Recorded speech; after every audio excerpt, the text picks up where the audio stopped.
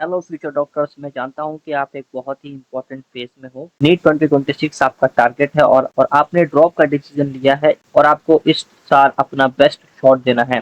बहुत से student confusion में रहते हैं कि एक ड्रॉपर को डेली कितना और कैसे पढ़ना चाहिए, स्पेशली जब उनके पास ऑप्शन हो ऑफलाइन कोचिंग, ऑनलाइन क्लासेस या फिर प्योर सेल्फ स्टडी।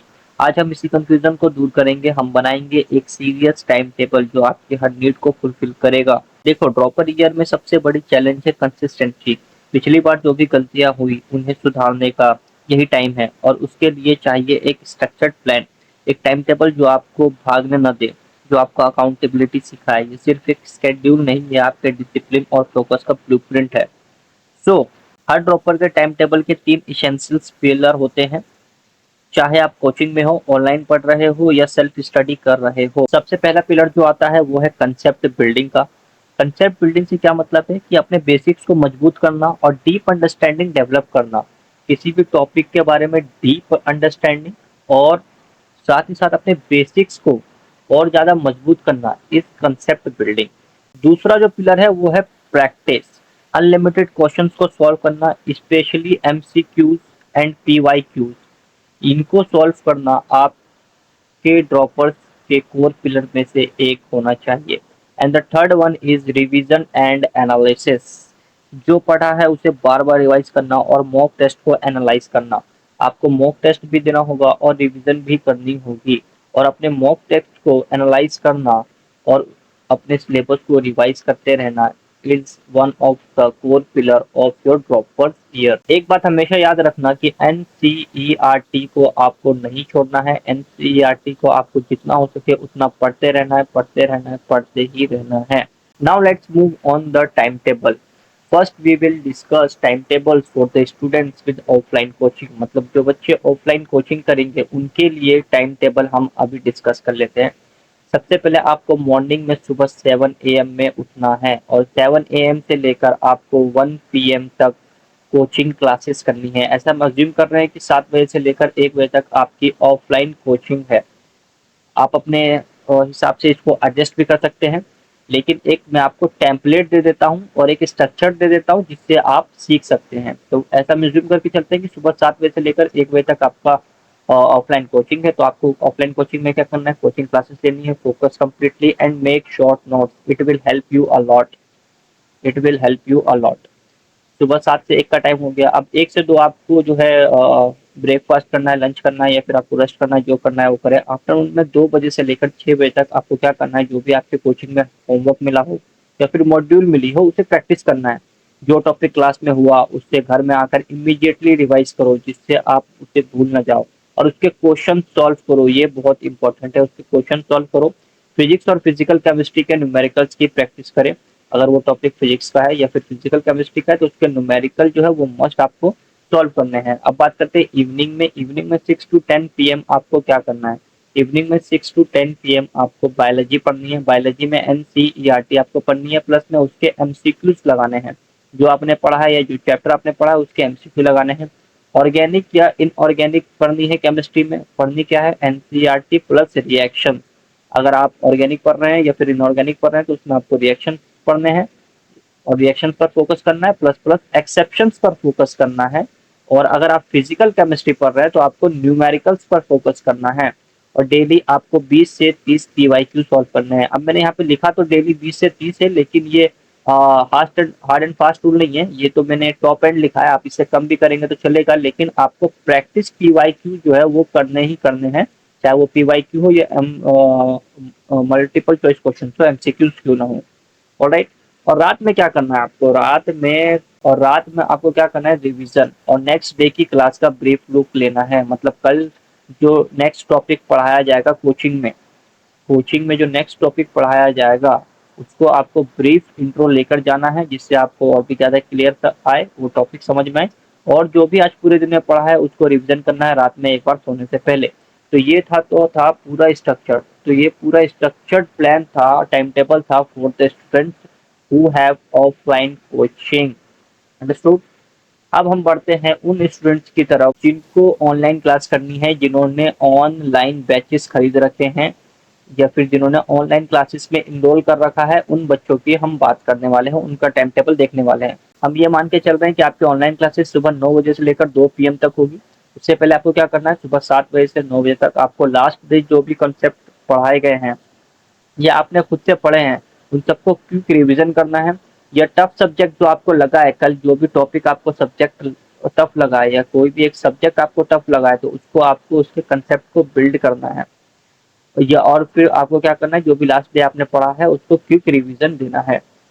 मॉर्निंग में हम लेके चल रहे हैं 9 AM से 2 PM तक आपका जो है वो ऑफ ऑनलाइन क्लासेस चलेंगी लाइव, या फिर आप रिकॉर्डेड देख सकते हो। रिकॉर्डेड लेक्चर की फ्लेक्सिबिलिटी का फायदा उठाओ, पॉज करके नोट्स बनाओ। आई वुड रिकमेंड कि आप रिकॉर्डेड देखो, इससे आपको बहुत ज़्यादा टाइम बचेगा, जिससे आप पॉज कर सकते हो और साथ में साथ आप उसको फॉरवर्ड भी कर सकते हो। जो टॉपिक आपको क्लियर समझ आ गया तो स्किप भी कर सकते हो। आफ्टरनून में क्या करना है, 2 PM से 6 PM तक क्या करना है, क्लास के जो भी नोट्स बनाए हैं उनको रिव्यू करो। वेरी इंपॉर्टेंट, उनको रिव्यू करो। उस टॉपिक के एमसीक्यू सॉल्व करो। हर सब्जेक्ट को प्रॉपर टाइम दो। ऐसा नहीं कि बायो में बहुत ज़्यादा टाइम दे दिया या फिर फिजिक्स में दे दिया। इनिशियली आपको क्या करना है, इक्विवेलेंट टाइम देना है। इक्विवेलेंट टाइम देना है आपको, इक्विवेलेंट शुरू में टाइम देना है। इवनिंग में क्या करना है, इवनिंग में 6 to 10 PM आपको फिजिक्स एंड केमिस्ट्री के न्यूमेरिकल्स लगाने हैं। वेरी इंपॉर्टेंट कंसेप्ट, फिजिक्स और केमिस्ट्री के न्यूमेरिकल लगाने हैं। केमिस्ट्री में भी ओनली फिजिकल केमिस्ट्री में ही न्यूमेरिकल होते हैं, तो आपको वो लगाने हैं। बायोलॉजी की एनसीईआरटी रीडिंग करनी है 6 से 7 बजे के बीच में। Daily doubt clearing session attend करो। आपने कोई जो ऑनलाइन कोर्स इनरोल किया है उसमें ऑनलाइन सेशन होता होगा डाउट क्लियरिंग का, तो वो आपको अटेंड करना है, जो भी आपको उसका फायदा उठाना है और आपको उसका मैक्सिमम यूटिलाइजेशन करना है। तो ये पूरा एक स्ट्रक्चर टाइम टेबल था for the students with online class, जिन्होंने ऑनलाइन क्लास में इनरोल कर रखा है। अब बात करते हैं उन स्टूडेंट्स के लिए जो सेल्फ स्टडी करेंगे, जो यूट्यूब से या फिर कहीं से भी सेल्फ अपने नोट से सेल्फ स्टडी करेंगे। उनके लिए टाइम टेबल हम डिस्कस करते हैं। सबसे पहले हम बात करते हैं मॉर्निंग की। मॉर्निंग में 7 बजे आपको रेडी रहना है। सुबह 7 बजे से लेकर 10 बजे तक आपको फिजिक्स पढ़ना है। फिजिक्स में क्या पढ़ना है, कंसेप्ट फिजिक्स के पढ़ने हैं, प्लस में 30 से 40 प्रॉब्लम लगाने हैं। MCQs या फिर PYQs आपको लगाने हैं। अब यहाँ पे 30 से 40 लिखा है, इसका ये मतलब नहीं कि 30 से 40 रोज लगाने, ये मैंने अपर बाउंड लिखा है। आप इसे कम भी लगा तो चल सकता है, लेकिन अगर आपने इतने लगाए तो वो तो बेस्ट टू बेस्ट है। स्टार्ट विथ कंसेप्चुअल टॉपिक्स, जो टॉपिक आपके वीक है या फिर जो आपको कंसेप्ट बिल्डिंग में करना है, वो उन टॉपिक से आपको स्टार्ट करो जिससे आप उन पर ज़्यादा टाइम स्पेंड कर सको। मॉर्निंग में 10 बजे से लेकर 1 बजे तक फिर आपको केमिस्ट्री पढ़नी है। इनऑर्गेनिक या फिर ऑर्गेनिक फ्रॉम NCERT, प्लस उसके 30 से 40 प्रॉब्लम लगाने हैं। और आपको फोकस क्या करना है, रिएक्शन और एक्सेप्शन पर फोकस करना है। रिएक्शन और एक्सेप्शन पर फोकस करना है। उसके बाद आप फिजिकल भी पढ़ सकते हो।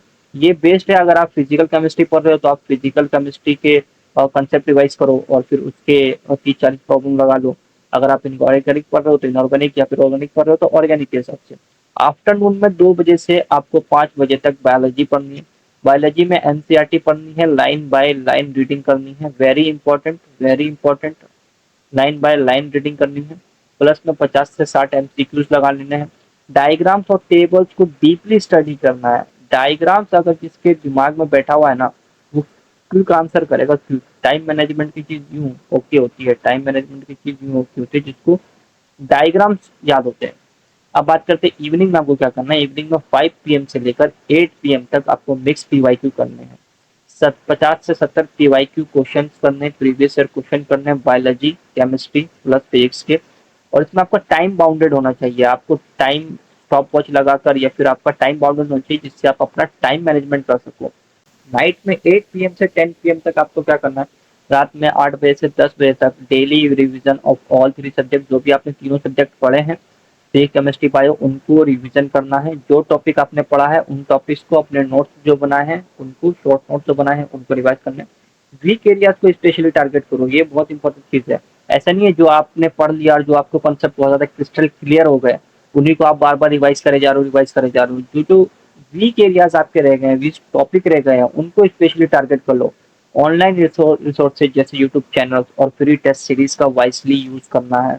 यूट्यूब चैनल बहुत सारे हैं और आई डोंट थिंक सो मुझे बताने की यहाँ पे ज़रूरत है। आप लोगों को पता होगा बहुत सारे चैनल्स हैं जो बहुत अच्छा कंटेंट प्रोवाइड करते हैं, तो आपको उनको बहुत ज़्यादा यूटिलाइज करना है। अब ऐसा नहीं कि आपको घंटों उसी में टाइम स्पेंड करना है, आपको सेल्फ स्टडी पे फोकस करना है। और जो टेस्ट सीरीज है उनको आप यूटिलाइज कर सकते हो। तो ये था एक complete structure time table for the self droppers जो खुद ही तैयारी करने वाले हैं, जिन्होंने कोई कोर्स इनरोल नहीं किया है। Essential tip, very important. अब मैं आपको बहुत ही कुछ इंपॉर्टेंट टिप्स बताने वाला हूँ, you should have to keep in mind, जो आपको अपने प्रिपरेशन जर्नी में बहुत ज़्यादा हेल्प करने वाली है। सबसे पहला जो टिप है वो है कंसिस्टेंसी इज द किंग। ये बात हमेशा याद रखना कि तैयारी तो बहुत सारे लोग करते हैं, लेकिन जो कंसिस्टेंट रहता है वो बाजी मार जाता है। Consistency is the king. थोड़ा ही सही लेकिन पढ़ना रोज है, थोड़ा ही सही लेकिन पढ़ना रोज है। Second tip is health first. Proper sleep लेनी है, 7 से 8 घंटे की प्रॉपर स्लीप लेनी है, हेल्दी फूड खाना है, एक्सरसाइज करना है। मेंटल पीस बहुत ज्यादा जरूरी है।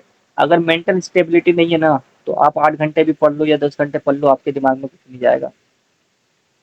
Let me very clear with you, आपके दिमाग में कुछ नहीं जाएगा। Mental stability is must. आपको खुश रहना है, अच्छा खाना है, एक्सरसाइज करनी है और प्रॉपर स्लीप लेना है।